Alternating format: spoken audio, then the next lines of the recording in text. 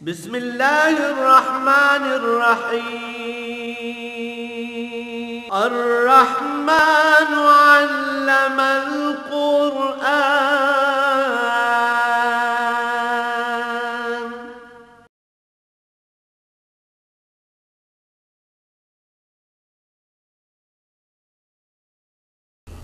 الحمد للہ رب العالمین والصلاة والسلام علی حبیبہ محمد وآلہ وصحبہ اجمعین۔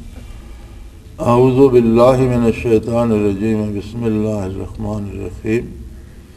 وما اصابکم یوم التقى الجمعان فبإذن اللہ وليعلم المؤمنین وليعلم الذین نافقوا وقیل لهم تعالوا قاتلوا فی سبیل اللہ او ادفعوا قالوا لو نعلم قتالا لاتبعناكم هم للكفر يومئذ أقرب منهم للإيمان يقولون بأفواههم ما ليس في قلوبهم والله أعلم بما يكتمون۔ اللهم سبحانك لا علم لنا إلا ما علمتنا إنك أنت العليم الحكيم۔ مولاي صل وسلم دائما أبدا على حبيبك خير الخلق كلهم۔ غزوہ احد کی بات چل رہی تھی اور پچھلی آیت کریمہ میں یہ بات چل رہی تھی کہ مسلمانوں پر جو سختی ہوئی اور جو بہت زیادہ تکلیف دہ واقعہ ظہور پذیر ہوا، جس میں بہت سے مسلمان اکابر شہید ہوئے اور کم و بیش سارا لشکر زخمی ہوا، حتیٰ کہ سب سے بڑی جو دکھ کی بات تھی اور جو مسلمانوں کے دلوں کو پارا پارا کر رہی تھی وہ یہ تھی کہ خود نبی کریم صلی اللہ علیہ وآلہ وسلم کا رخ انور بھی زخمی ہوا اور بہت ہی عجیب سما پیدا ہو گیا۔ اللہ کریم نے پھر ہمت بندھائی، طاقت دی، جمع ہوئے اور اہل مکہ کو شکست دی، لیکن وہ ایک صدمہ دلوں میں ضرور رہ گیا کہ ہمارے ہوتے ہوئے جب ہم باقی تھے، ہم زندہ تھے، تو نبی کریم صلی اللہ علیہ وسلم زخمی کیوں ہوئے؟ تو اسی پچھلی آیت کریمہ میں اسی کا ذکر تھا کہ یہ جو سختی اور شدت آئی اس میں غلطی آپ لوگوں کی تھی کہ جن لوگوں کو حضور صلی اللہ علیہ وآلہ وسلم نے درہ پہ مقرر کیا تھا، اگر وہ وہاں قائم رہتے، اور اگرچہ ان کی غلطی اجتہادی تھی لیکن غلطی پھر غلطی ہوتی ہے، اور اگر کوئی بندہ ارادتاً غلطی نہیں کرتا لیکن سہواً اس سے نافرمانی ہو جاتی ہے نبی کریم صلی اللہ علیہ وسلم کی، تو اس کا فرق صرف یہ ہے کہ اللہ اسے توبہ کی توفیق عطا کرتے ہیں، آخرت کے عذاب سے بچ سکتے ہیں، لیکن دنیا کی تکلیف اور دنیا کی پریشانی اس پہ ضرور آتی ہے۔ لہٰذا صحابہ کرام سے یہ غلطی سرزد ہوئی اور اس کے نتیجے میں ایک بہت تکلیف دہ دن دیکھنا پڑا۔ اگر وہ لوگ تھے جنہوں نے بیعت عقبہ کی تھی اور جو نبی کریم صلی اللہ علیہ وسلم کو اپنے ہمراہ مدینہ منورہ لائے تھے، اور یہ جانتے تھے کہ جب انہوں نے بیعت کی تھی تو اس کے الفاظ یہ تھے کہ ہم جانتے ہیں یا رسول اللہ صلی اللہ علیہ وسلم کہ آپ کو دعوت دینا اور آپ کو ساتھ لے جانا، اس کا مطلب ہے کہ پوری دنیا کفر سے ہم دشمنی مول لے رہے ہیں، ہمارے مال برباد ہوں گے، ہماری اولادیں شہید ہوں گی، ہمیں خود جانیں دینا ہوں گی، لیکن یہ سارا کچھ دینے کے بعد بھی سودا مہنگا نہیں ہے، ہم سب کچھ نچھاور کریں گے۔ اور وہی لوگ تھے، وہ عزیمت و استقامت کے پہاڑ تھے، جسے ہم معاذ اللہ، میں بھی 2-3 دفعہ غلطی کہہ چکا ہوں، ہمیں یہ جسارت نہیں کرنی چاہیے کہ انہوں نے ذوق جہاد میں اس وقت درہ چھوڑ دیا جب مشرکین مکہ بھاگ رہے تھے، لیکن ان کے جرنیلوں نے دیکھا کہ درہ خالی ہے تو انہوں نے اپنا رسالہ لے کر، گھوڑ سوار لے کر درے سے آ کر حملہ کر دیا. 7 صحابہ وہاں رہ گئے تھے جو شہید ہو گئے. اور جب انہوں نے پیچھے سے لشکر اسلامی پہ حملہ کیا تو جو مشرکین بھاگ رہے تھے وہ بھی پلٹ پڑے اور مسلمان 2 پارٹوں کے درمیان آ گئے، منتشر ہو گئے، ترتیب نہ رہی، بے پناہ گرد اڑ رہی تھی، رات کا سماں بن رہا تھا. اور اس افراتفری میں بہت سے اکابر مسلمان شہید ہوئے. اور یہ اسی کی بات چل رہی ہے. فرمایا وما اصابکم یوم التقى الجمعان فبإذن اللہ، جو مصیبت تم پر اس مقابلے کے دن آئی تھی اللہ جل شانہ نے بھیجی تھی، اللہ کی اجازت سے آئی تھی. لیکن یہ دنیا عالم اسباب ہے اور ہر کام کا کوئی سبب بنتا ہے. تو وہ جو صحابہ کرام رضوان اللہ علیہم اجمعین 50 آدمی تھے جنہیں حضور نے درے پہ مقرر فرمایا تھا، تو ان میں سے صرف 7 باقی رہ گئے اور دوسرے مشرکین کے تعاقب کے لیے اور جہاد میں حصہ لینے کے لیے درے سے نیچے اتر آئے، جو سبب بنا مشرکین کے رسالے کے حملہ کرنے کا. اور پھر مسلمانوں پر بہت مشکل آ پڑی. تو فرمایا اللہ کریم جانتے ہیں، کوئی ایسی بات نہیں ہے کہ یہ اللہ کے قدرت سے باہر تھی بات یا اللہ کریم نہیں جانتے تھے. اللہ کی اجازت سے ایسا ہوا، اللہ کریم نے خود ایسا کیا. اس کی وجہ یہ تھی کہ آپ نے غلط اجتہاد کیوں کیا. جو حضور صلی اللہ علیہ وسلم نے فرما دیا تھا کہ تا حکم ثانی آپ وہاں رہیں، اس پہ آپ کو اجتہاد کرنے کا حق ختم ہو گیا، اس پہ کسی رائے کا حق ختم ہو گیا تھا. حضور کا قطعی حکم تھا اور تا حکم ثانی آپ کو وہاں رہنا تھا. اب جو یہ سرزد ہوا کسی بھی وجہ سے ہوا، کتنے بھی خلوص سے ہوا، کتنی بھی خالص نیت سے ہوا، لیکن جو عمل سرزد ہوا وہ خلاف منشاء رسول اللہ صلی اللہ علیہ وسلم تھا، جو تکلیف کا باعث بنا اور دنیاوی پریشانی کا سبب بنا. اور پھر اللہ کریم نے ایسی صورت پیدا کر دی وَلِيَعْلَمَ الْمُؤْمِنِينَ کہ یہ درمیانی بات نہیں رہنی چاہیے. ایسی صورتحال بن گئی کہ مومن نکھر کر سامنے آ جائے. وَلِيَعْلَمَ الَّذِينَ نَافَقُوا، اور جن کے دلوں میں خلوص نہیں ہے، منافقین جو ہیں وہ بھی نکھر کر سامنے آ جائیں اور پتہ چل جائے، خود لوگوں کو اقرار ہو جائے. اللہ کریم تو جانتے ہیں، اللہ کا علم حضوری ہے، اللہ کے علم میں نمازی ہے نہ مستقبل ہے، ہر چیز اس کی بارگاہ میں حاضر ہے، وہ جانتے ہیں. لیکن اس قادر مطلق نے لوگوں کو کام کرنے کا اختیار دیا ہے، نیکی اور بدی دونوں راستے دکھا دیے ہیں. رسول اللہ صلی اللہ علیہ وسلم کو ہمیشہ کے لیے مبعوث فرما کر ساری انسانیت کے لیے ایک واضح راستہ متعین کر دیا ہے اور اختیار دیا ہے کہ جو چاہے وہ آپ کا اتباع کر لے، جو نہیں کرنا چاہتا وہ نہ کر کے دیکھ لے، اسے اس کے نتائج بھگتنا پڑیں گے. اب ایک بات یہ ہوتی ہے کہ کوئی آدمی بے دلی سے اطاعت چھوڑ دیتا ہے، وہ اطاعت کرنا ہی نہیں چاہتا.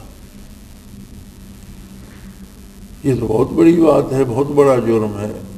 اس سے کہیں کم تر یہ جرم ہے کہ کوئی مخلص ذوق شہادت میں جان دینے کے لیے وہ کہتا ہے کیا میں یہاں کھڑا پہرا دیتا رہوں، میں بھی جا کر اب جنگ میں گھس جاؤں. ہماری ڈیوٹی تو لگی تھی جب تک جنگ ہو رہی تھی ہم درے کی حفاظت کریں، اب جنگ ختم ہو گئی، مشرکین مکہ بھاگ رہے ہیں، ہم بھی ان کے تعاقب میں شامل ہوں، ہم بھی جہاد میں حصہ لیں، کسی کو ماریں یا اپنی جان پیش کریں. خلوص اس درجے کا تھا، لیکن اس کے باوجود جو حضور نے فرما دیا تھا اس حکم کی حکم عدولی ہو رہی تھی، لہذا مصیبت ٹوٹ پڑی. اب ہم یہ چاہتے ہیں، اور تقریباً میں یہ سمجھتا ہوں کہ ہر مسلمان اس وقت تو کم از کم پاکستانی مسلمان تو اس وقت اللہ کریم سے بڑے خفا خفا اور ناراض دکھائی دیتے ہیں کہ ہم مسلمان بھی ہیں اور ہم پر روزانہ ایک نئی مصیبت آ جاتی ہے، ہمارے حالات بالکل غیر یقینی ہو گئے ہیں اور ہم آپس میں لڑ رہے ہیں، آپس میں مر رہے ہیں اور کوئی سمجھ نہیں آ رہی۔ اور یہ بڑی عجیب صورتحال ہے کہ جو فوج ملک کے حفاظت کے لیے تھی وہ ملک کے شہریوں کے ساتھ لڑ رہی ہے، اور جن شہریوں نے تعمیر ملک میں حصہ لینا تھا وہ اپنی فوج کے ساتھ الجھ رہے ہیں۔ تو یہ ایک ایسی عجیب صورتحال ہے کہ میں سمجھتا ہوں کہ یہ بہت ہی بڑا عذاب الہی ہے۔ لیکن کیا ہم یہ تکلف کریں گے کہ ہم اطاعت پیغمبر صلی اللہ علیہ وسلم کس درجے میں کر رہے ہیں؟ کبھی یہ سوچنے کی کوشش کریں گے؟ آج ہم کہتے ہیں کہ دنیا میں ہر جگہ دہشت گردی ہے، لیکن جو حالت بعثت عالی کے وقت تھی، جب نبی کریم صلی اللہ علیہ وسلم مبعوث ہوئے، جو حال اس زمانے میں تھا وہ اس سے کروڑوں گنا زیادہ ظالمانہ اور زیادہ وحشیانہ اور بہت بڑی، اسے تو شاید دہشت گردی کہنا بھی چھوٹا لفظ ہے، کہ دنیا کا ہر متنفس ہر دوسرے فرد کا دشمن تھا۔ جو وضاحت قرآن کریم نے منظر کشی کی ہے اس زمانے کی، فرمایا وَكُنْتُمْ أَعْدَاءً، تم سب صرف دشمن تھے، باپ بیٹے کا دشمن، بھائی بھائی کا دشمن، خاندان خاندانوں کے دشمن، قومیں قوموں کے دشمن، ملک ملکوں کے دشمن، دنیا میں صرف دشمنی تھی۔ جنگ عظیم میں برما کے محاذ پر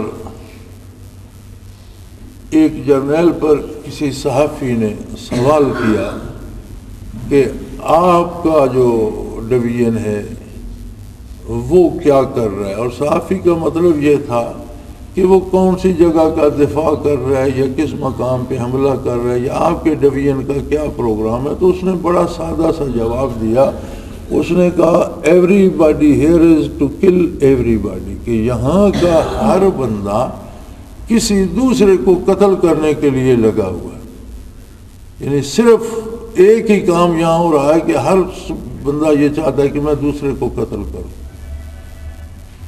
تو دنیا میں بالکل یہ کیفیت تھی کہ ہر متنفس دوسرے کے قتل کے در پہ تھا۔ پھر اس طوفان ظلم و جور میں ایک چھوٹی سی ریاست نمودار ہوئی، ریاست مدینہ منورہ، نبی کریم صلی اللہ علیہ وسلم کے دست مبارک سے جس کی بنیاد پڑی، اور سب سے پہلے جس طرح آتش کدہ نمرود میں ایک گلزار رونما ہوا تھا جہاں ابراہیم علیہ السلام کو پھینکا گیا تھا، اسی طرح دنیا کے اس الاؤ میں ایک جنت پیدا ہوئی، ایک گلشن پیدا ہوا، ایک گلزار پیدا ہوا، وہ چھوٹی سی ریاست جس میں باد نسیم بھی چلتی تھی، جس میں گل بھی کھلتے تھے، جس میں بہاریں ہی بہاریں تھیں، اور ارد گرد دنیا میں ہر طرف جنگ کی آگ لگی ہوئی تھی۔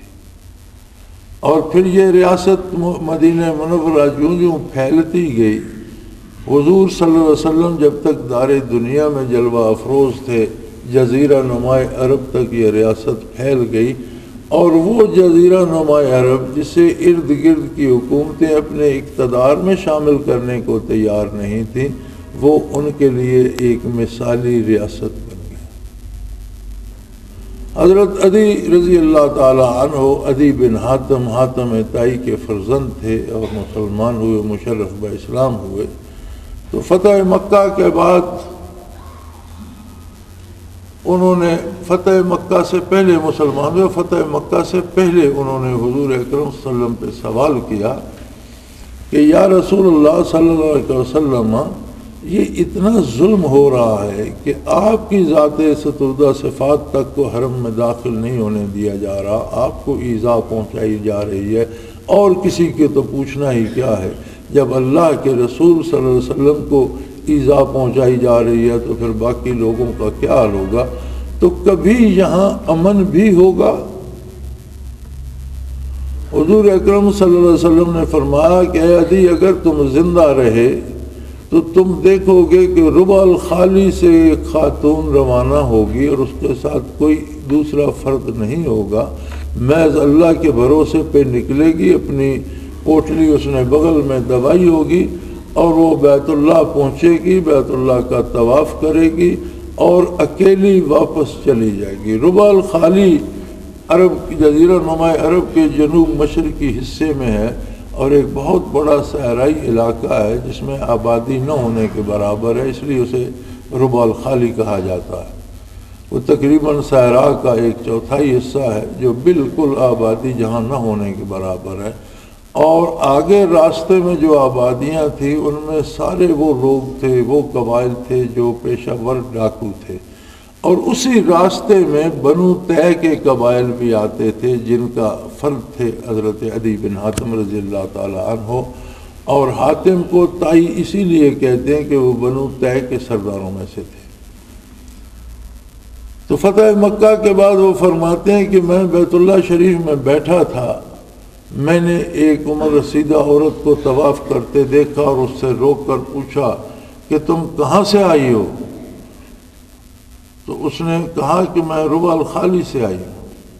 تو میں نے پوچھا تمہارے ساتھ کون ہے؟ تو اس نے کہا میرے ساتھ اللہ ہے۔ اور واپس کیسے جاؤ گی؟ اس نے کہا جیسے آئی ہوں ویسے واپس جاؤں گی، اور تمہیں راستے میں کوئی خطرہ نہیں؟ اس نے کہا مجھے کوئی خطرہ محسوس نہیں۔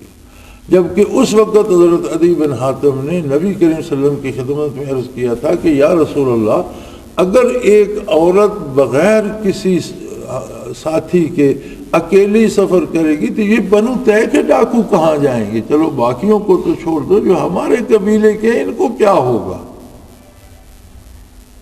تو حضور نے فرمایا تم دیکھ لو گے۔ تو وہ وصال نبوی کے بعد بیت اللہ میں بیٹھے اور انہوں نے یہ حال دیکھا تو یہ واقعہ بیان کیا کہ مجھے نبی کریم صلی اللہ علیہ وسلم نے یہ پیش گوئی سنائی تھی، یعنی وہ لوگ جو پیشہ ور ڈاکو تھے وہ محافظوں میں تبدیل ہو گئے۔ یہ تھا اسلام اور پیغمبر اسلام صلی اللہ علیہ وسلم کے انصاف اور عدل کا نتیجہ۔ جتنا ظلم پہلے ہوتا تھا، لوگ ظلم کرتے تھے، اس کی وجہ یہ تھی کہ ان لوگوں پر ان کے ارباب اختیار ظلم کرتے تھے، ارباب اقتدار ظلم کرتے تھے۔ ایک طرف وہ لوگ مظلوم ہوتے تھے انتقاماً، دوسری طرف وہ ظالم بن جاتے تھے۔ جب ان سے طاقتور ان پہ ظلم کرتے تھے، وہ اپنے سے کمزوروں پہ ظلم کرتے تھے۔ ایک گھر کا، ایک خاندان کا صفایا اگر فوجی بم کر دیتے ہیں، ان میں سے کوئی ایک آدھ بچتا ہے تو وہ بم لے کر سیول میں چلا جاتا ہے، کچھ لوگوں کو وہ بھی مار دیتا ہے، اس کے دل کی بھڑاس بھی نکل جاتی ہے، وہ خود بھی مر جاتا ہے، کچھ لوگوں کو مار دیتا ہے۔ تو اگر ہم واقعی اس موضوع پہ سوچنا چاہتے ہیں کہ یہ ہمارے ساتھ کیا ہو رہا ہے، سب سے بڑا عذاب ہے اللہ کا، قدرت کا، کہ ہمیں آپس میں دست و گریباں کر دیں۔ آپ کسی خاندان، کسی گھر کو اجڑتے تب دیکھتے ہیں جب اس میں بھائی بھائیوں کا گلا کاٹنے لگے، ایک گھر کے افراد ایک دوسرے کے قاتل بن جائیں، ایک گھر کے افراد ایک دوسرے کو مارنے پہ، لوٹنے پہ تل جائیں، تو وہ گھر آباد نہیں رہ سکتا۔ آج ہم اس صورتحال سے دوچار ہیں کہ ہم پورے ملک میں ایک دوسرے کا گلا کاٹنے پر تلے ہوئے ہیں۔ کیا ہم یہ تکلف کریں گے کہ ہم یہ سوچیں کہ کہیں وہ جرم جسے حضور نبی کریم صلی اللہ علیہ وسلم کی نافرمانی کہتے ہیں ہم سے بھی صادر تو نہیں ہو رہا؟ کیا ہمارے حکمرانوں نے بھی ظلم کو تو وتیرہ نہیں بنا لیا، جس کے جواب میں مظلوم بھی ظلم کرنے پہ آمادہ ہو گیا ہے؟ تو من حیث القوم، ایک فقیر سے لے کر حکمران تک، ہمیں کچھ لمحے تو نکالنے چاہیے کہ ہم اپنے آپ کو پہچان سکیں کہ ہم کس جگہ کھڑے ہیں۔ بعثت عالی سے پہلے جو نقشہ کھینچا قرآن کریم نے تو فرمایا کنتم علی شفا حفرۃ من النار، تم دوزخ کے کناروں پہ لوگوں گھوم رہے تھے۔ حضور کی بعثت عالی سے پہلے کا جو سما کھینچا تو فرمایا کہ تم لوگ دوزخ کے بھڑکتی ہوئی آگ کے کناروں پر گھوم رہے تھے. اب کسی شخص کو آپ ایک چھوٹا سا تنور ہوتا ہے اس کے کنارے پہ بھی کھڑا کر دیں تو اسے دھواں بھی آئے گا, آنکھوں سے پانی بھی آئے گا, آگ کی تپش بھی محسوس ہوگی, اور ہو سکتا ہے چنگاریاں اڑ اڑ کر اس کے کپڑے بھی جلا دیں, جلا نہ سکیں تو داغدار کر دیں, ان میں آگ کے نشان پڑ جائیں. تو بعثت عالی سے پہلے تم دوزخ کے کناروں پہ گھوم رہے تھے. فَانْقَذَكُم مِّنْهَا, اپنے نبی کو مبعوث فرما کر اللہ نے تمہیں وہاں سے اچک لیا. وَأَلَّفَ بَيْنَ قُلُوبِكُمْ, اور تمہارے دلوں میں محبت پیدا کر دی, یعنی دوزخ سے بچنے کا راستہ جو دیا, جو کرم کیا اللہ کریم نے رحمت للعالمین صلی اللہ علیہ وسلم کو مبعوث فرما کر, وہ یہ تھا کہ جہاں نفرت تھی, غصہ تھا, دشمنی تھی, وہاں دلوں میں محبتیں آ گئیں. جو لوگ چھین کر کھانے کے عادی تھے وہ خود فاقے سے رہنے لگے اور اپنا کھانا غربا کو دینے لگے. جو لوگ ظلم کرتے تھے وہ نہ صرف عدل کرنے لگے بلکہ عدل کے امین بن گئے اور ظلم کے خلاف سینہ سپر ہو گئے. اور نہ صرف وہ چند لوگ بلکہ آپ دیکھتے ہیں تاریخ عالم میں کہ روئے زمین کو اسلام نے عدل سے بھر دیا. جب ممالک یا شہر فتح ہوتے ہیں, آپ نے اپنے سامنے ڈھاکہ کو فعال ہوتے ہوئے دیکھا. اگر کسی نے بھی کچھ تھوڑا سا اس زمانے میں مطالعہ اخبارات کا کیا ہے یا جو اس پہ کتابیں لکھی گئی ہیں وہ پڑھیں تو پتہ چلے گا کہ کتنی قتل و غارت گری ہوئی, کتنے ہمارے فوجی وہاں ظلماً شہید کیے گئے, اور سول کے کتنے لوگ ظلماً تباہ کیے گئے, ادارے تباہ ہوئے, خاندان تباہ ہوئے, اور بڑے بڑے خاندان رسوا ہو گئے, فقیر ہو گئے اور بھاگ گئے شہروں کو چھوڑ کر.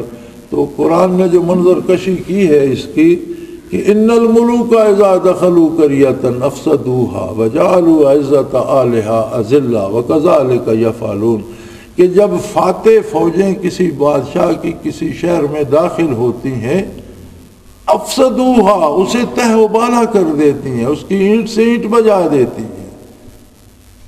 وجعلوا عزۃ اہلها اذلہ, اور بڑے بڑے معزز خاندان رسوا ہو جاتے ہیں, ذلیل ہو جاتے ہیں, گھر لٹ جاتے ہیں, عزتیں برباد ہو جاتی ہیں, افراد قتل کر دیے جاتے ہیں. وکذالک یفعلون, اور ایسا ہی کیا جاتا ہے. لیکن اسلامی افواج نے وصال نبوی کے بعد 23 برسوں میں سائبیریا سے افریقہ تک اور ہسپانیہ سے چین تک اسلامی ریاست کو پھیلا دیا, اور یہ پوری معلوم دنیا کے 3 حصے بنتے ہیں. صرف عہد فاروقی میں سیدنا فاروق اعظم رضی اللہ تعالیٰ عنہ کے زمانے میں 26 لاکھ مربع میل علاقہ فتح ہوا. 10 سالوں میں 26 لاکھ مربع میل علاقہ فتح ہوا, جس میں بین الاقوامی معیار کے جانے ہوئے شہروں کی تعداد 35,000 تھی. کتنی مخلوق اس میں بستی تھی. لیکن کمال یہ ہے کہ فاتحین داخل ہوئے, کسی کو رسوا نہیں کیا, کوئی گھر نہیں لوٹا, کسی کی عزت نہیں لوٹی, کسی کو تباہی کا سامنا نہیں کرنا پڑا, بلکہ جو لوگ جور و ظلم اور ستم کے شکار تھے ان کو عدل ملا. اور ان پورے برسوں میں آپ کو کسی بوڑھے کی کرا, کسی عورت کی آہ, کسی بچی کی چیخ سنائی نہیں دیتی. یعنی کمال یہ ہے کہ جہاں اسلامی افواج اتری, جہاں جہاں گئیں, انصاف کرتی, عدل کرتی اور امن پھیلاتی چلی گئیں. اور لوگ جو اپنے رویوں سے, اپنے حکمرانوں کے رویوں سے, اپنے مذہبی پیشواؤں کے رویوں سے, باطل مذاہب کے ہاتھوں ظلم کی چکی میں پس رہے تھے, انہوں نے جب ان داعیان اسلام کو دیکھا، مسلمان افواج کا کردار دیکھا تو وہ کلمہ پڑھنے لگے۔ بلکہ بڑا عجیب واقعہ ہے کہ محمد بن قاسم رحمۃ اللہ تعالی علیہ کو جب مامور کیا گیا کراچی، جسے اس وقت دیبل کہتے تھے، دیبل کی سلطنت پر فتح کرنے کے لیے حجاج بن یوسف نے حکم دیا، تو جب وہ داخل ہوئے ساحل مکران سے تو جو پہلا قلعہ تھا راجہ طاہر کا، اس پر جو جرنیل مقرر تھا اس کے ساتھ ان کا مقابلہ ہوا۔ وہ ایک لمبا قصہ ہے۔ یہ قلعے میں قلعہ بند تھے، وہ باہر سے حملہ آور تھے، ان کی طاقت فوجی بھی زیادہ تھی، وسائل بھی زیادہ تھے، ان کے پاس افرادی قوت بھی زیادہ تھی، لیکن جب مقابلہ ہوا یہ ہار گئے۔ قلعے پر مسلمانوں کا قبضہ ہوا، اسلامی جھنڈا لہرایا گیا، اور وہ جرنیل جو وہاں تھا وہ زخمی ہو کر گرفتار ہو گیا۔ اور وہ جو کمانڈر ان چیف، جسے ہندو سینا پتی کہتے ہیں، راجہ طاہر کے سینا پتی کا بیٹا تھا، اس کا باپ اوورال پوری راجہ طاہر کی فوجوں کا کمانڈر تھا۔ تو جب وہ زخمی ہو کر گرفتار ہوا تو اسے وہ جرنیلی احترام دیا گیا، اور اس کے لیے الگ سے آرام دہ خیمہ منتخب کیا گیا، اور بہترین جراح جو معالج تھے زخموں کے اس کی خدمت پہ لگائے گئے، اسے اچھا کھانا پانی عزت و احترام دیا گیا۔ اور وہ یہ سمجھتا رہا کہ یہ مسلمان جرنیل مجھے صحت مند کرنا چاہتا ہے، میرے زخم بھر جائیں، میں صحت مند ہو جاؤں تو یہ مجھ سے فوجی راز اگلوائے گا، چونکہ جرنیل کے عہدے کا بندہ ہوں، مجھے پتہ ہے کہاں کہاں ہمارے قلعے ہیں، ان میں کتنی کتنی فوج ہے، ہمارا دفاعی نظام کیا ہے، اس کا مرکز کیا ہے، اسے کیسے کمزور کیا جا سکتا ہے۔ تو یقیناً جب میں ٹھیک ہو جاؤں گا تو پھر یہ ساری تفتیش مجھ سے ہوگی، اور میرا علاج معالجہ اس لیے کر رہے ہیں کہ میں ٹھیک ہو جاؤں اور یہ معلومات مجھ سے نہیں۔ تو بہت جلدی ٹھیک ہو گیا، چند دنوں میں اس کے زخم بھر گئے، صحت مند ہو گیا۔ محمد بن قاسم رحمۃ اللہ تعالی علیہ کو رپورٹ کی گئی کہ وہ ہندو جرنیل اب ٹھیک ہو گئے، تو آپ نے فرمایا کہ اس کی وردی لاؤ، جو انہوں نے صاف کر کے دھو دھا کر مرمت کر کے اس کی اوریجنل وردی، اس کا اسلحہ لاؤ، اور اس کے لیے بہترین گھوڑا لے کر آؤ۔ خود امیر لشکر محمد بن قاسم اس کے خیمے میں تشریف لے گئے، اسے صحت مند ہونے پہ مبارکباد دی، اسے اس کی وردی عطا کی، اسے کہا کہ یہ تمہاری وردی ہے، یہ تمہاری سواری ہے، یہ گھوڑا ہے، اور یہ تمہارے کچھ سپاہی بھی صحت مند ہو گئے ہیں جو زخمی تھے، انہیں ساتھ لے سکتے ہو اور آپ جا سکتے ہو، تم آزاد ہو۔ تو وہ پریشان ہو گیا، اس نے کہا عجیب لوگ ہیں، اس نے کہا یہ تمہاری بات میری سمجھ میں نہیں آئی، میں جرنیل ہوں، میں تمہارے خلاف لڑا ہوں، میں نے تمہارے لڑائی کا طریقہ دیکھا ہے، تمہارا فن حرب میں نے دیکھا ہے، باقی ہماری فوج نہیں جانتی کہ تم مسلمان لڑائی میں کیا طریقے استعمال کرتے ہو اور کس طرح کے پیترے بدلتے ہو، میں جانتا ہوں، میں واپس جاؤں گا، میں نئی فوج لوں گا، میں تمہارے خامیاں خوبیاں دیکھ رہا ہوں، میں پھر تمہارے مقابلے میں کھڑا ہو جاؤں گا۔ انہوں نے ہنس کے فرمایا کہ بھائی دیکھو، ہماری تمہارے ساتھ کوئی دشمنی نہیں ہے، اگر تم پھر مقابلے میں آ جاؤ گے ہم پھر مقابلہ کر لیں گے، لیکن بہتر یہ ہے کہ تم اس بات کو سمجھو کہ ہم تمہیں غلام بنانے کے لیے نہیں آئے، بلکہ تمہیں غلامی سے آزاد کروانے کے لیے آئے۔ تم پر تمہارے حکمران ظلم کرتے ہیں، تم پر تمہارے مذہبی پیشواؤں نے سینکڑوں بت لاد رکھے ہیں، باطل عقائد لاد رکھے ہیں، تمہارے ساتھ مذہبی طرف سے بھی اور دنیاوی اعتبار سے دونوں طرح سے ظلم ہو رہا، ہم تمہیں اس ظلم سے آزاد کروا کے عدل سے آشنا کرنا چاہتے ہیں، آرام سے آشنا کرنا چاہتے ہیں، اور آزادی سے زندگی گزارنے کا موقع دینا چاہتے ہیں۔ لہذا ہم نے اپنا کام کر دیا، تم ظلم کی طرف سے لڑ رہے تھے، ہم نے تمہیں شکست دی، تم زخمی ہوئے، تمہارا علاج کیا، اس لیے کہ ہماری تمہارے ساتھ دشمنی نہیں، ہم چاہتے ہیں کہ تم بھی اللہ کی زمین پر اللہ کے آزاد بندے بن کر جیو، لہذا تم جا سکتے ہو۔ وہ واپس آ گیا، وہاں اس نے زبان نہیں کھولی۔ واپس آیا تو اسے راجا کے دربار میں پیش ہونا پڑا۔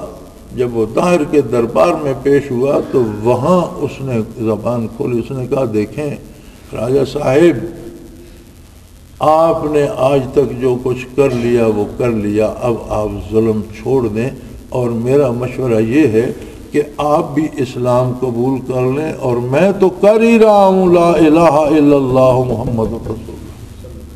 تو راجا بڑا بگڑا، اس نے کہا تم نے یہی کرنا تو وہاں کر لیتے۔ اس نے کہا اگر میں وہاں کرتا تو لوگ کہتے جان بچانے کے لیے مسلمان ہو گئے، لیکن میں نے حق دیکھا ہے، عدل دیکھا ہے، انصاف دیکھا ہے، اور آدمی کی حرمت دیکھیے کہ ہر آدمی عزت کا مستحق ہے، احترام کا مستحق ہے، اپنی جو آزادی اسے فطری اللہ نے دی ہے وہ آزاد زندگی گزارنے کا حقدار ہے۔ کسی کو حق نہیں کہ اس کی آزادی چھینے اور اس کے حقوق متاثر کرے، اس کی آبرو سے کھیلے، اس کا مال لوٹے یا اس کی جان ضائع کرے۔ چنانچہ راجہ طاہر نے، یہ تاریخ کا حصہ ہے کہ اس کو بھی اور اس کے باپ کو بھی مسلمان قیدیوں کے ساتھ قید کر دیا، اور جب دیبل فتح ہوا تھا اور مسلمانوں نے مسلمان قیدی چھڑائے تھے تب یہ دونوں باپ بیٹا بھی ان قیدیوں کے ساتھ آزاد ہوئے۔ تو دہشت گردی کا، ظلم کا، تباہی کا جواب یہ دیا اسلام نے کہ دہشت گردی کو عدل سے ختم کیا جائے، انصاف سے ختم۔ آگ پانی سے بجھائی جاتی ہے، اسی طرح یہ ظلم و جور جو ہے یہ انصاف سے ختم کیا جاتا ہے۔ بصیر انصاری کا ایک شعر ہے کہ نئے دستور ہیں نئے زمانے کے لیے، نئے دستور ہیں نئے زمانے کے لیے، آگ ہی لائی گئی آگ بجھانے کے لیے۔ یہ دہشت گرد ہے، اس نے 10 آدمیوں کو قتل کیا، آپ نے وہاں 2 بم پھینک کر 10,000 کو مار دیا، تو یہ دہشت گردی ختم تو نہیں ہوگی۔ امریکہ جیسی عالمی بڑی طاقت نے پوری دنیا پہ تباہی مچا رکھی ہے، تو کہاں کہاں جہاں جہاں امریکی افواج پہنچی ہیں وہاں قتل و غارت گری ختم ہو گئی، عدل قائم ہو گیا، بڑھ گئی ہے کہ پہلے آگ لگی ہوئی ہے، آپ اس پر آگ اور آگ برساتے ہیں کہ یہ بجھ جائے، تو وہ بجھے گی یا بھڑکے گی۔ تو ہمیں بحیثیت مسلمان یہ سوچنا ہوگا کہ اگر صحابہ کرام، اگر وہ لوگ جو قرآن کے مثالی مسلمان تھے، ان سے چھوٹی سی غلطی سرزد ہوتی ہے تو انہیں قتل کی تکلیف سے گزرنا پڑتا ہے، انہیں شہادت کے مراحل سے گزرنا پڑتا ہے، انہیں زخم جھیلنے پڑتے ہیں، اور انہیں سب سے بڑا دکھ یہ سہنا پڑتا ہے خود ان کے سامنے ان کے محبوب آقا نامدار صلی اللہ علیہ وسلم کا رخ انور بھی زخمی ہوتا ہے۔ تو اگر ہم نے اپنی زندگی سے اتباع رسالت کو نکال ہی دیا ہے، اب ہمارا عالم یہ ہے کہ ہم بڑی بے تکلفی سے سود کھائے جا رہے ہیں، اور اسے صرف کھائے نہیں جا رہے، حلال بھی سمجھتے ہیں۔ کوئی بندہ ایسا نہیں، اب ہمارا جو تجارتی طبقہ ہے یہ تقریباً ان میں 99% سے بھی زیادہ، 99% سے بھی زیادہ لوگ حاجی ہیں۔ ایک دکان پورے ملک میں ایسی نظر نہیں آتی کہ جہاں آپ بے تکلفی سے جائیں اور کوئی جھگڑا کیے بغیر قیمت پوچھیں چیز خرید کے چلے آئیں۔ یعنی قیمت اور ہوگی، بتائیں گے، اور پھر آپ جھگڑا کریں گے، پھر وہ کچھ کم کریں گے، پھر بکواس چلتی رہے گی۔ بلکہ کئی دفعہ میں نے دیکھا ہے کہ لوگوں نے، میں ایک دفعہ ایک چٹائی خرید رہا تھا، ایک بیچتا پھر رہا تھا، اس نے مجھ سے 1500 روپے مانگے اور 450 میں بیچ کر چلا گیا۔ اس کا مطلب ہے کہ 450 میں بھی اس نے منافع کمایا، تو ڈیمانڈ اس کی 1500 کی تھی۔ اب اگر کوئی 1200 دیتا، 1100 دیتا، 5000 دیتا، تو اس غریب نے کتنے زیادہ دینا۔ اب کتنی عجیب بات ہے کہ پورے ملک میں آپ مجھے ایک دکان نشان لگا کر دکھا دیں کہ یہاں بے فکر چلے جائیں جی، قیمت بھی جائز ہوگی، مال بھی صحیح ہوگا۔ تو جب یہ عالم ہے تو اس کے نتیجے میں دہشت گردی نہیں آئے گی، تباہی نہیں آئے گی، تو کیا ہوگا؟ پھر جن اداروں کے ذمے اس دہشت گردی کو ختم کرنا تھا، ان کا عالم یہ ہے کہ اگر عدالتیں انصاف کرنے لگیں تو ان عدالتوں کو ختم کر دو. یعنی انصاف کرنا ایسا جرم ہو گیا کہ پہلے تو سارے ایک ہی طرف چل رہے تھے، پھر عدالت علیہ کو خیال آ گیا، انہوں نے الحمدللہ انصاف کے فیصلے شروع کیے، تو ہوا کیا؟ عدالت ہی ختم کر دو. تو اگر آپ انصاف کو پنپنے نہیں دیں گے، عدل کو پنپنے نہیں دیں گے، انصاف نہیں ہوگا، تو میرے بھائی دہشت گردی بڑھے گی، کم نہیں ہوگی. خدا کے لیے اپنے آپ پر بھی رحم کیجئے، اس ملک پہ رحم کیجئے جسے بطور امانت اللہ نے آپ کے سپرد کر دیا ہے، اور جو عہدہ آپ پہلے ضائع کر چکے ہیں، اس باقی عہدے پہ رحم کیجئے. کل کو آپ نے بھی قبر میں اترنا ہے، وہاں کوئی نہ پریزیڈنٹ ہوگا، نہ مارشل ایڈمنسٹریٹر ہوگا، نہ جرنیل ہوگا، نہ کوئی فقیر ہوگا، نہ امیر ہوگا. ہر کسی کے ساتھ اس کے اعمال ہوں گے اور اس کی جواب دہی ہوگی. کسی کو آسمانوں پہ نہیں اٹھایا جاتا، ہر ایک کو زیر زمین جانا پڑتا ہے. یہ نہیں ہوتا کہ غریب مر جائے اسے زمین میں دفن کر دو، امیر مر جائے تو وہ رکھ دیتے اور اسے فرشتے آسمانوں پہ لے جاتے. ایسا کبھی نہیں ہوتا. سارے لوگ طاقتور بھی طاقت ختم ہو جاتی ہے، حکمرانوں کی حکومتیں ختم ہو جاتی ہیں، اور سب کو زیر زمین جانا پڑتا ہے، اور یہی مٹی سب کو چھپاتی ہے اور اللہ کی بارگاہ میں پیش ہونا پڑتا ہے. لہذا یہ جو برائی ہوتی ہے، یہ جو ظلم ہوتا ہے، یہ الٹا درخت ہوتا ہے. دنیا کے سارے درختوں کی جڑیں نیچے ہوتی ہیں، تنا اوپر ہوتا ہے، پتے اوپر ہوتے ہیں، پھل اوپر ہوتا ہے. ظلم، جور اور برائی کی جڑیں اوپر ہوتی ہیں، شاخیں اور پتے نیچے آتے ہیں. اگر جڑ کاٹنی ہے اس کی تو حکمرانوں کو عدل کرنا ہوگا. با اختیار لوگ جو ہیں انہیں خود انصاف کرنا ہوگا، اپنے ساتھ بھی لوگوں کے ساتھ بھی. ہمارے ہاں قانون بنتا ہے، پٹواری نے رشوت لے لی پکڑا گیا، حوالدار نے رشوت لے لی پکڑا گیا. جن لوگوں نے اربوں روپے قرضے لیے اور کھا گئے، جواب دے دیا ہم واپس نہیں کریں گے، انہیں پکڑتا کوئی نہیں، قرضے معاف کر دیے جاتے. جو لوگ کروڑوں غبن کر جاتے ہیں، پھر وہ 8-10 سال بعد کہتے ہیں جی ابھی تک ہم پر تو ثابت ہی نہیں ہو سکے. ثابت کوئی کرے تو جنہوں نے آپ کے ذمہ لگایا وہ خود لوٹ رہے ہیں، کہ اب آج آپ پر ثابت کریں کل خود جیل جائیں. چوروں پر کیا ثابت کریں گے؟ تو کیا یہ نہیں ہو سکتا کہ ہم عام آدمی سے لے کر حکمران تک سب کلمہ گو ہیں، ہم عہد کریں کہ اے اللہ جو ہو گیا وہ تو معاف کر دے، آئندہ ہمیں حضور کے اتباع کی توفیق دے دے. کتنا آسان سا راستہ، کتنی سادہ سی بات ہے جس میں کوئی فلسفی نہیں ہے، کوئی بڑے اس بحث کی ضرورت نہیں ہے، کسی بڑے علامے کی ضرورت نہیں ہے، کوئی کسی بات میں تردد. سادہ سی بات ہے کہ یا اللہ ہم نے جو بھی کیا، کوئی بھی گناہ تیری رحمت کو عاجز نہیں کر سکتا. جو ہم سے ہوا وہ معاف فرما دے، ہمیں توبہ کی توفیق بھی دے، ہماری توبہ قبول بھی فرما، اور آج سے ہمیں عادلانہ زندگی گزارنے کی توفیق عطا کر دے. محمد الرسول اللہ صلی اللہ علیہ وسلم کا اتباع اختیار کرنے کی توفیق عطا کر. یاد رکھیں یہ صرف حکمرانوں اور حکومت کے لیے نہیں ہے، یہ ہم سب کے لیے بھی ہے، میرے لیے بھی ہے، آپ سب کے لیے بھی ہے. اور میں اور آپ ہم بھی 16 کروڑواں حصہ ہے پاکستان. کوئی بھی نہیں کرتا یار ہم تو کر لیں، کوئی تو کرے، میں تو کر لوں، آپ تو کر لیں، ہم تو اللہ سے توبہ کریں تو جو عذاب، جو شدت میری اور آپ کی وجہ سے وہ تو کم ہو جائے. ایک جگہ آگ بھڑک رہی ہوتی ہے، آپ اس پہ مختلف لکڑیاں رکھتے جاتے ہیں، وہ بھڑکتی جاتی ہیں. اگر اس میں سے کچھ لکڑیاں کم کر دی جائیں تو یقیناً اس کے شعلے دھیمے پڑ جاتے ہیں. تو ہم بھی اس کا ایندھن بن رہے ہیں، ہم اپنے آپ کو درمیان سے نکال رہے ہیں. اللہ کرے کچھ شعلے تو مدھم ہو جائیں، ہم تو توبہ کریں. ہمارے اختیار میں تو ہے کہ ہم خود تو یہ کوشش کریں کہ یا اللہ مجھے توفیق عطا فرما کہ میں اپنے سارے کام اس طریقے سے کروں جس طریقے سے میرے پیارے نبی صلی اللہ علیہ وسلم نے حکم دیا ہے. جو ہو چکا ہے اللہ اسے معاف کر دے.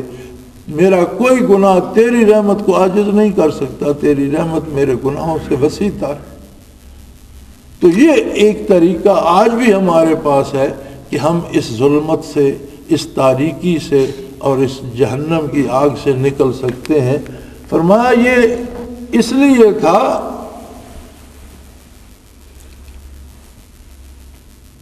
وما اصابکم یوم التقی الجمعان، اس مقابلے کے دن تم پر جو تکلیف کے پہاڑ ٹوٹے، فباذن اللہ، اللہ جانتا تھا، اللہ کی اجازت سے ٹوٹے، اللہ روکتا تو نہ روک سکتا تھا، اس نے نہیں روکے، اس نے تم پر ٹوٹنے دیے۔ اور یہ دنیاوی پریشانی تھی، تمہارے عقائد تباہ نہیں ہوئے، تمہارا حضور نبی کریم کے ساتھ تعلق نہیں ٹوٹا۔ ہماری تو مصیبت یہ ہے کہ ہم سے تو دین بھی گیا، ہمیں تو عقائد کی خبر بھی نہیں ہے، ہمارا جو تعلق تھا نبی علیہ الصلوۃ والسلام سے وہ بھی مجروح ہو گیا۔ آج تو ہم کسی عقیدے پہ بھی متفق نہیں ہیں، اور ہم اتنے دور جا چکے ہیں کہ اب مسجد والوں کو کافر کہے، اس مسجد میں نماز پڑھنے والے کہتے ہیں جو اس مسجد میں پڑھ رہا ہے وہ کافر ہے۔ کمال ہے یار، مسجد میں کھڑا ہے، وضو کیا ہے، وہی کلمہ شہادت پڑھ رہا ہے، وہی سورہ فاتحہ پڑھ رہا ہے، وہی رکوع سجود کر رہا ہے جو آپ کر رہے ہو، آپ مسلمان ہو، وہ کافر کیسے ہو؟ یہ بدنصیبی ہے، یہ گناہوں کی سزا ہے، اور نافرمانی رسول صلی اللہ علیہ وسلم کی سزا ہے جو ہم پہ مسلط ہے۔ آئیے سب مل کر توبہ کریں اور اللہ سے معافی چاہیں۔ تو فرمایا یہ سب جو ہو رہا ہے، یا آج جو ہمارے ساتھ ہو رہا ہے، اللہ اس سے بے خبر تو نہیں ہے، لیکن ہمارے اعمال کا نتیجہ ہے۔ تو فرمایا یہ آزمائشیں اس لیے آتی ہیں کہ جو صاحب ایمان ہیں وہ روز روشن کی طرح سامنے آ جائیں، اور جو منافقین ہیں ان کا بھی پتہ چل جائے کہ کون بظاہر مسلمان بنا ہوا ہے لیکن عملاً اسلام کو اپنانا نہیں چاہتا۔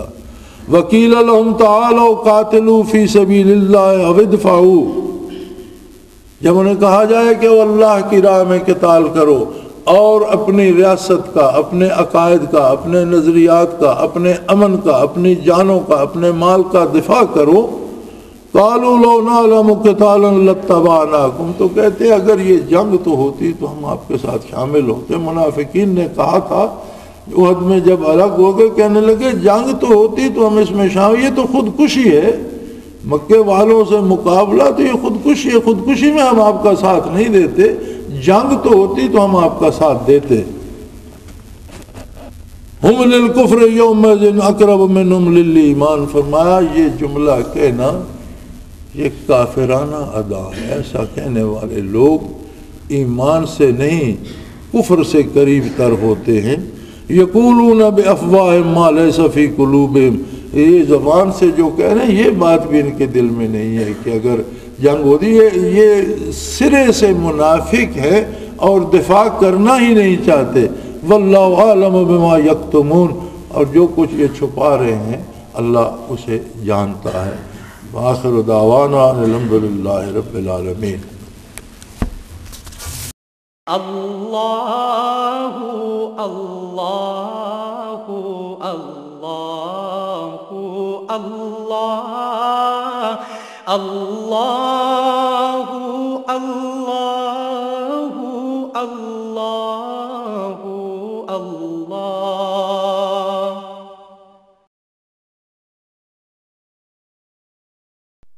حضرت امیر محمد اکرم آوان مد ظلہ العالی دارالعرفان منارہ ضلع چکوال میں سالہ سال سے قرآن و حدیث کے اوپر خطابات کر رہے ہیں اور سلسلہ نقشبندیہ اویسیہ کے مطابق لوگوں کو ذکر الہی کی تربیت دے رہے ہیں۔